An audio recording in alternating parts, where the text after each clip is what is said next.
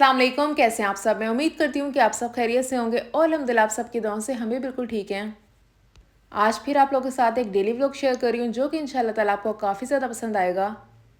आज के इस व्लॉग में मैं आप लोगों के साथ नाश्ता रूटीन शेयर कर रही हूँ। इसके अलावा आपको मैं 4 किस्म की मोमोज़ की शेप बनाना सिखाऊंगी और गर्मियों की सौगात कच्चे आम का बहुत ही मज़ेदार शरबत उसकी रेसिपी भी दूंगी आपको। बहुत ही कमाल की रेसिपी है और बहुत ही ज़्यादा इफ़ेक्टिव है। गर्मियों का तो सच में तोड़ है, वो बहुत अच्छी रेसिपी है। तो ब्लॉग को एंड तक लाजमी देखिएगा, आपको इंशाल्लाह ताला पसंद भी बहुत आएगा और आपके काम भी बहुत ज़्यादा आएगा। अच्छा, तो यहाँ पे बज रहे हैं 12 और 12 बजे बन रहा है यहाँ पे मेरे भाई के लिए नाश्ता और उसके लिए मम्मा यहाँ पे बना रही हैं पराठे और वो करेगा आज पराठे और चनों का नाश्ता। और हम लोगों ने कल बिरयानी बनाई थी ना, तो वो बिरयानी कल वाली पड़ी हुई थी, मैंने उसी से नाश्ता किया था। मुझे बिरयानी बहुत ज़्यादा पसंद है, जब तक ना ख़त्म हो मैं उसे खा सकती हूँ। पर यह है कि बिरयानी मज़ेदार होनी चाहिए। अगर मुझे अच्छी लगे ना तब तो मैं उसे खा सकती हूँ, अगर पसंद ना आए तो फिर मैं नहीं खाती। और मेरी मम्मा तो बहुत ही मज़ेदार बिरयानी बनाती हैं, बल्कि माशाल्लाह से हर एक चीज़ें मेरी मम्मा बहुत बहुत मज़ेदार बनाती हैं। वैसे तो सभी को अपनी मम्मा के हाथ का खाना सबसे ज़्यादा अच्छा लगता है, पर मेरी मम्मा का खाना वाकई बहुत ज़्यादा अच्छा है। माशाल्लाह से हर एक चीज़ वो बहुत ज़्यादा मज़ेदार बनाती हैं। चाहे वो कोई भी चीज़ हो, बहुत ज़्यादा मज़ेदार बनती है। और स्पेशली चावलों की तो मेरी मम्मा एक्सपर्ट बन चुकी हैं। किसी भी किस्म के कोई चावल हो ना, कोई पुलाव हो, बिरयानी हो, कुछ भी हो, बहुत ज़्यादा मज़ेदार बनाती हैं और सभी को बहुत ज़्यादा पसंद आते हैं। मेरी मम्मा का यखनी पुलाव तो बहुत ही ज़्यादा फेमस है, सभी को ही बहुत ही ज़्यादा पसंद आता है। चलें खैर, ये तो हो गई मम्मा की कुछ बातें। अब मैं चलती हूँ अपनी रूटीन की तरफ वापस। तो जी, यहाँ पे भाई को नाश्ता देने के बाद मैंने वही बिरयानी कल वाली खा ली थी नाश्ते में। और बिरयानी बनी भी कल बहुत ज़्यादा मज़ेदार थी, आउट क्लास बनी थी प्रॉपर। तो बस वो मैंने खाई, उसके बाद फिर थोड़ा बहुत रेस्ट किया, टीवी वगैरह देखा, फिर मैं आ गई थी मोमोज़ बनाने के लिए। मम्मा ने इसकी फिलिंग भी बना दी थी, आटा भी गूंद दिया था, सब कुछ काम कर लिया था, बस अब मैंने इसकी असेंबलिंग करनी थी। तो यहाँ पे मैं आप लोगों के साथ 4 मुख्तलिफ़ किस्म की शेप शेयर कर रही हूँ मोमोज़ बनाने के लिए। और इस वीडियो को ना ही मैंने फॉरवर्ड किया और ना ही इसके बीच में से कुछ कट किया है, ताकि आप लोग प्रॉपर तरीके से देख सकें। ध्यान से देखें तो आप भी इस तरह से शेप बना सकते हैं। बस इसके लिए आपको प्रैक्टिस चाहिए। 3-4 बना लेंगे ना तो फिर आप बहुत ही रवानी के साथ इसको बना लेंगे। अब मोमोज़ बना बना के ना मेरी भी बहुत अच्छी तरीके से प्रैक्टिस हो चुकी है और मैं मुख्तलिफ़ किस्म की शेप्स आराम से बना लेती हूँ। तो जी, ये देखें, यहाँ पे मैंने फ़र्स्ट शेप आप लोगों के साथ शेयर कर दी है और इसको मैं ट्रे में रख के ऊपर से कपड़ा ढक दूँगी, ताकि ना ये ड्राई ना हो। पंखा चल रहा होता है ना, तो ये ऊपर से ड्राई हो जाते हैं। तो आप भी ना इस तरह से कपड़ा ढक के रखिएगा लाजमी। और जैसे ही मेरी ट्रे फिल हो जाएगी ना, पूरी फुल हो जाएगी, तो मैं इसको जाके फ्रीज़र में रख दूँगी। और जब सारे मोमोज़ फ्रीज़ हो जाए ना, तब आप इसे किसी भी ज़िप-लॉक बैग्स में या फिर शॉपर में भी डाल के फ्रीज़र में रख सकते हैं आराम से। आप ज़्यादा भी बना के फ्रीज़ कर सकते हैं, लेकिन ये इतने ज़्यादा मज़ेदार बनते हैं ना कि ये बनते ही फ़ौरन ख़त्म हो जाते हैं। आप जितने मर्ज़ी बना लें, ये फ़ौरन ख़त्म होते हैं। बनते इतने ज़्यादा टेस्टी हैं, हमारे घर में तो ये बिल्कुल भी नहीं रुकते। जितने भी बनते हैं ना, फ़ौरन उसी वक्त ही ख़त्म हो जाते हैं। और मुझे लगता है जिस जिसको भी पसंद है, सबके साथ यही होता होगा। जब पसंद की कोई चीज़ बनती है ना, तो फिर आपका हाथ नहीं रुकता, और अगर मज़ेदार बनी हुई हो तो फिर तो बिल्कुल भी नहीं रुकता। बस दिल करता है आते जाएँ और हम खाते जाएँ, है ना?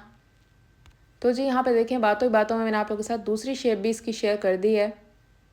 और ये शेप बिल्कुल ही सिंपल है। अगर आप मतलब पहली दफ़ा बना रहे हैं तो इस तरह से शेप दे सकते हैं। तो अगर आपको बनाने की जल्दी है ना, अगर ज़्यादा टाइम नहीं है दूसरी शेप्स बनाने का, तो आप ये सिंपल वाली लाजमी ट्राई कर सकते हैं, क्योंकि ये शेप तो बहुत ही आसानी से बन जाती है। ये भी रख के मैं दोबारा से इसके ऊपर कपड़ा डाल दूँगी ताकि ये ड्राई ना हो जाए। और अब आ जाते हैं हम थर्ड वाले पे कि थर्ड वाली शेप अपने किस तरह से बनानी है। ये देखें, ये वाली शेप ना तकरीबन पहले वाले की तरह, जिस तरह से मैंने आपको फर्स्ट वाला दिखाया था ना, तकरीबन ये उसकी तरह है, बस थोड़ा सा इसके अंदर चेंज है। इसको ना आपने एक कोने से बिल्कुल इस तरह से बंद कर लेना है और दूसरे तरीके से ना इस तरह से एक तरह की टोपी पहनानी है। इसे ऊपर से लेके बिल्कुल कॉर्नर के अंदर इसको लगाना है और साइड्स को इस तरह से प्रेस करना है, तो एक खूबसूरत और डिफरेंट सी शेप इस तरह से बन जाएगी। यकीन माने बहुत ही आसानी से बन जाते हैं, और जब आपकी प्रैक्टिस हो जाए ना, तो आप जल्दी जल्दी बनाने लग जाते हैं। और अभी तो फिर भी मैं आहिस्ता आहिस्ता करी, क्योंकि मैंने आप लोगों के साथ शेयर करनी है, पूरी आपको प्रॉपर शेप दिखानी है कि किस तरह से मैंने बनाया है, तो इसलिए मैं ज़रा आराम आराम से कर रही हूँ। पर मैं जब रेगुलर बना रही होती हूँ तब तो मैं काफ़ी स्पीड में बना लेती हूँ, क्योंकि मेरी काफ़ी ज़्यादा स्पीड बन गई है। पर यह है कि इसको ज़रा झुक के बनाना पड़ता है, तो कमर आपकी रह ही जाती है वाकई इतने सारे बनाने हो अगर तो। बस ये तकरीबन 20-25 ही बने थे और ये फ़ौरन ही ख़त्म हो जाते हैं।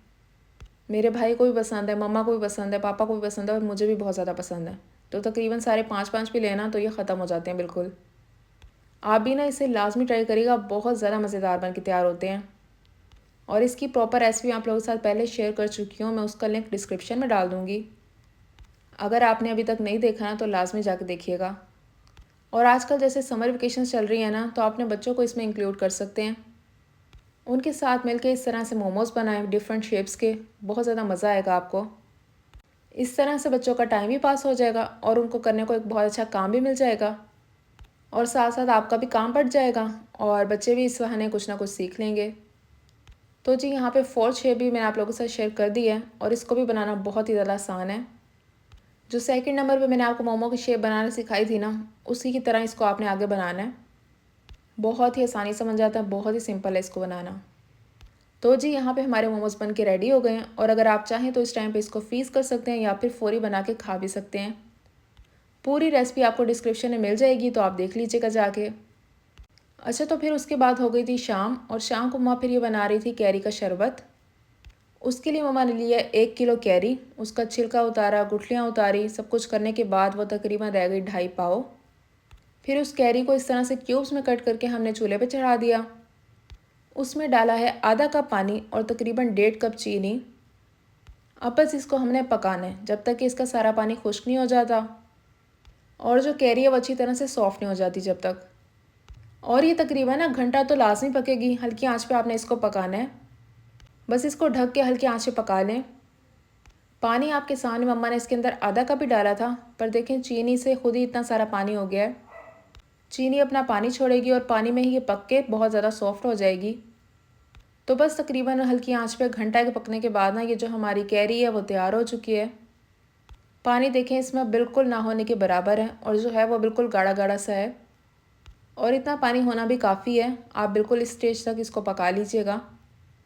अब इसको किसी भी एयर टाइट डब्बे में डाल के हम फ्रीज़र में रख देंगे। तो जब भी आपने शरबत बनाना हो तो आपने ये निकाली और आराम से शरबत बना लिया। और शरबत की भी आपने टेंशन नहीं लेनी कि शरबत किस तरह से बनाना है। पूरी वीडियो देखें, एंड तक आपको पूरी रेसिपी मिल जाएगी। पूरा दिखाऊंगी कि शरबत आपने किस तरह से बनाना है, एक की सर्विंग आप किस तरह से कर सकते हैं। तो ये देखें यहाँ पे मैंने डब्बे में सारा भर लिया और बिल्कुल एक सर्विंग के जितना मैंने यहाँ पे बचा लिया है। अब इसके साथ मैं आपको शरबत बनाना सिखाऊंगी और बहुत ही ज़्यादा मज़ेदार बनता है। और ये रेसिपी ना मेरी खाला की है, वो इस तरह से डिफरेंट चीज़ें ना ट्राई करती रहती हैं। जब हम लोग उनके घर गए थे तब हम लोगों ने ये पिया था, बस उसके बाद से हमें इतना ज़्यादा पसंद आया कि हर गर्मी में हमारे घर ये लाजमी बनता है। और तकरीबन 4 से 5 साल इस बात को हो चुके हैं और तब से ये हमारे घर गर्मियों में ना लाजमी बना करता है। तो इस दफ़ा बना तो मम्मा रही थी, मैंने कहा साथ साथ आप लोगों के साथ रेसिपी भी शेयर कर देती हूँ। आपको पता ही है कच्चे आम की तासीर जो होती है वो बहुत ज़्यादा ठंडी होती है, तो गर्मियों में ये बहुत ही इफ़ेक्टिव है। अच्छा, तो आप देख लेते हैं शरबत आपने बनाना कैसे है। पहले तो आपने वो जो पका हुआ मिक्सचर है वो इसमें जग में डाला, फिर डाला कुछ फ्रेश मिंट लीव्स, फिर उसके बाद डाला 1 टीस्पून काला नमक और आधे कप से भी कम पानी डालना है, वो भी ठंडा, और खूब सारी बर्फ़। बस ये सारी चीज़ें इसमें डालने के बाद आपने ब्लेंडर चला देना है और बहुत ही मज़ेदार सा आपका शरबत बनकर तैयार हो जाएगा। और हमें ना ये इसी तरह से गाढ़ा गाढ़ा ही अच्छा लगता है, पर अगर आप चाहें तो आप इसको पानी डाल के ज़्यादा पतला भी कर सकते हैं, पर हमें इसी तरह से पसंद है, तो आपकी जो प्रेफरेंस हो आप उस तरह से बना सकते हैं। और बर्फ़ भी ना लाजमी डालिएगा, उससे क्या होता है कि इसका जो टेक्सचर है ना वो ज़रा स्लशी सा लगता है और पीने में बहुत ज़्यादा मज़ा आता है। और इसका कलर तो आप यहाँ पे देख ही सकते हैं कितना ज़्यादा फ्रेश और कितना खूबसूरत लग रहा है ना। और यहाँ पे मैं आपको ये चेक करा रही हूँ कि देखें कितना ज़्यादा गाढ़ा बना है, बहुत ही ज़्यादा यमी बन के तैयार होता है। तो लाजमी ट्राई करिएगा रेसिपी। एक दफ़ा ट्राई कर लिया ना आपने तो आप भी हर गर्मियाँ हमारी तरह इसे लाजमी बनाएंगे। हमारा तो ये फेवरेट बन चुका है और हर गर्मी लाजमी बनता है। तो आज के लिए इतना ही, मैं मिलूंगी आपसे अपनी नेक्स्ट वीडियो में। मुझे अपनी दुआओं में लाजमी याद रखिएगा। Thank you so much for watching. अल्लाह हाफिज़।